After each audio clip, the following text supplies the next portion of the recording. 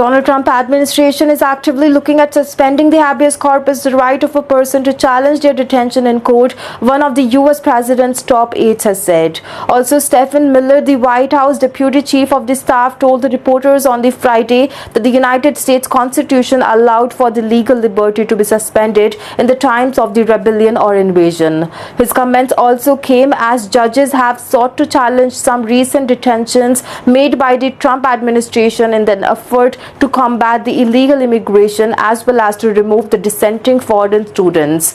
Also, a lot of it depends on whether the courts do the right thing or not, Miller said. Also, there have been several pending civil cases against the Trump administration deportation of the undocumented migrants based on the habeas corpus. Most recently, a federal judge ordered the release of a Turkish university student who has been detained for the 6 weeks after writing an article that was critical of Israel. Last week, another judge ordered a Columbia student detained over the advocacy for the Palestinians to be released after a petition on the habeas corpus grounds.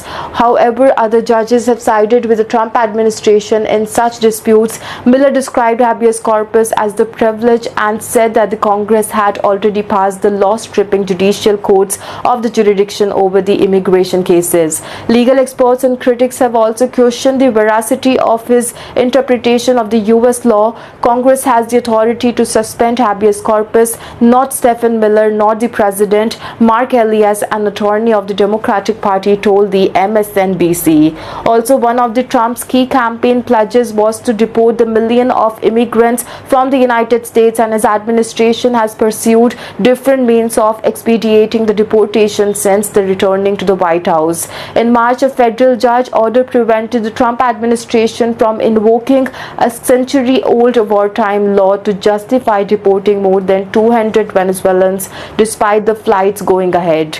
But deportation have lagged behind detention. While one person has been deported erroneously, the CNN has reported that the citing of the unnamed sources that Trump was personally involved in the discussion around the suspending of the habeas corpus. Trump himself has not mentioned the suspension of the habeas corpus but has said that he would take steps to combat injunctions against his action on deportation.